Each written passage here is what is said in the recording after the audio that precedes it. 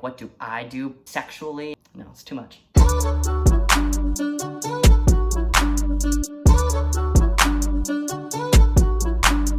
Yo, what's up? Welcome back to my channel. My name is Sam and I'm female to male, transgender, 4 years on testosterone and 3 years post-op top surgery.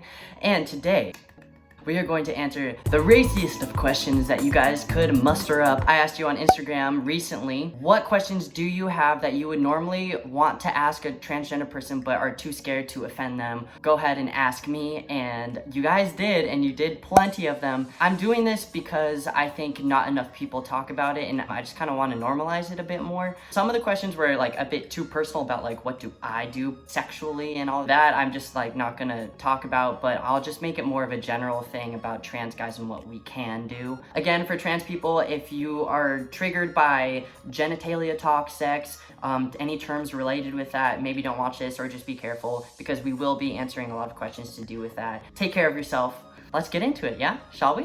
Great. All right, so we'll start with this one. Can you reach an orgasm with a mini penis that forms from testosterone? And if you get bottom surgery, can you have an orgasm with that new penis? I also was wondering, when you get bottom surgery, does it get rid of your vaginal canal? And when doing bottom surgery, do you get balls? So quite a few questions here. We'll start just answering them. So the first one, yes, you can.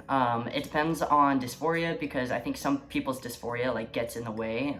Sex and sexual activity is very mental. So if you're like super disconnected from it, maybe not. Like when you take testosterone, you're not like messing with any of your nerves necessarily, except for it just getting like more sensitive. With surgery, that's when you start messing with nerves, and it might mess with your ability to have an orgasm certain ways and stuff like that. What's interesting about having an orgasm after you had bottom surgery is, I guess, what I've learned recently is that you can come. I guess it's just like the liquid is just different. I guess it's more clear than a cis guy's cum would be, but you can still like reach an orgasm and come like a cis guy, which is super cool. I did not know that.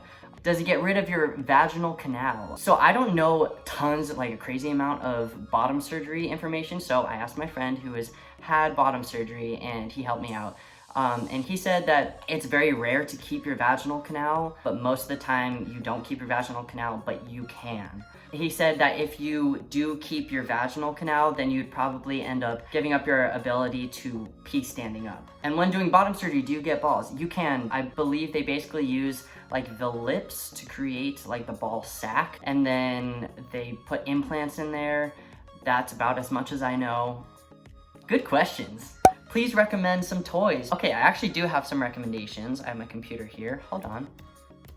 So I just learned about this thing and I haven't personally tried it, so I can't like give my personal review on it. It's called the Buck Off Buck Angel FTM Stroker, and it's like, I guess one of the first sex toys specifically made for female to male transgender people, which is pretty rad. But it's basically like a very small fleshlight. So if you have had metoidioplasty or haven't had bottom surgery, like, and you just have that enlarged clitoris, I guess this thing is supposed to feel really awesome and work really well. So that's something you can look into, and it's very cheap. It's like $20 or something, which is pretty cool, pretty wild.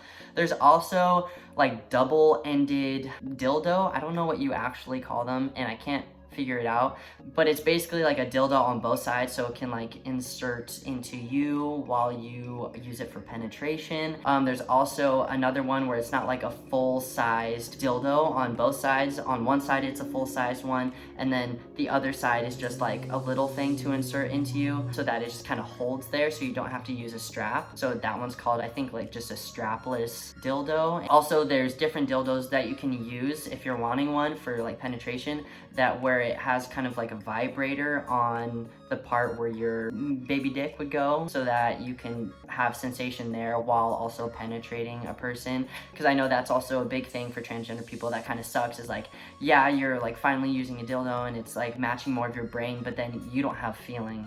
And it kind of sucks when what you should be doing if you're wanting penetration is like feeling something at the same time too, like cisgender guys would. That's kind of a cool toy too. Put it off for years, but you asked.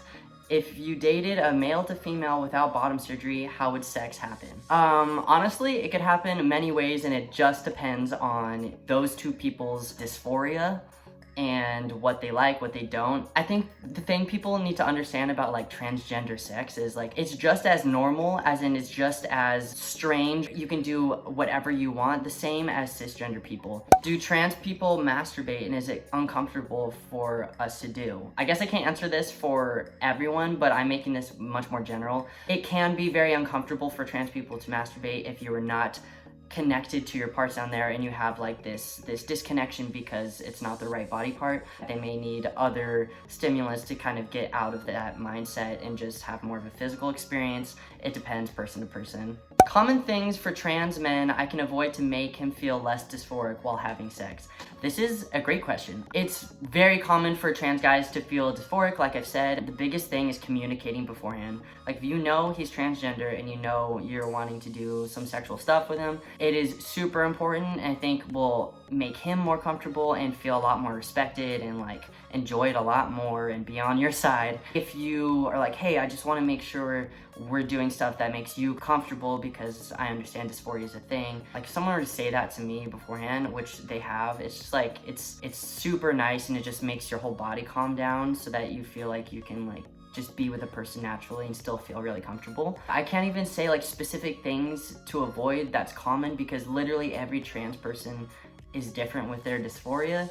So just communicate beforehand. Like that is the biggest thing, and you'll be okay. You'll know that person specifically. Does sex intensify with the bottom growth? Does it feel better? It depends on the trans person. Again, I'm gonna say this for every question because it really does depend, just like cisgender people, but I would say the feelings intensify, as in the nerves and everything, like what I said in my last video. Whether that is good or bad kind of depends on the person. Sometimes, like I said, it can be too much, so sometimes it can go to the other extreme. Have you had sex yet, and what's it like with your new body? Yes, I have had sex, and I didn't have bottom dysphoria like for even the first 6 months of my transitioning, like medical transition.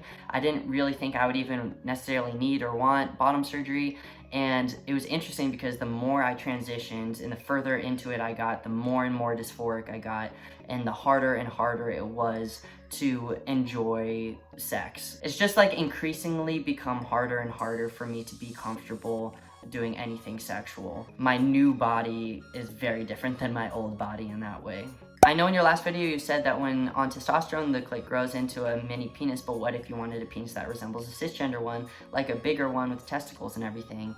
Can you get one? If so, how? Surgery? And will it work the same?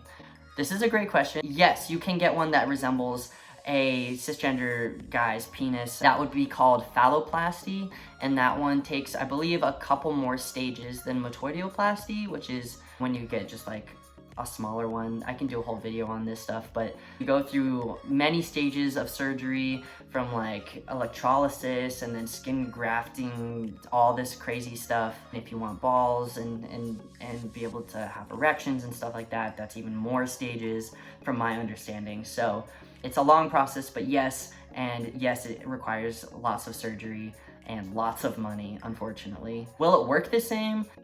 It won't necessarily like work the same because the sensation is going to be different just depending on like nerves. Sometimes you won't have as much sensation because you are messing with nerves and moving them around and all this stuff. So it just depends.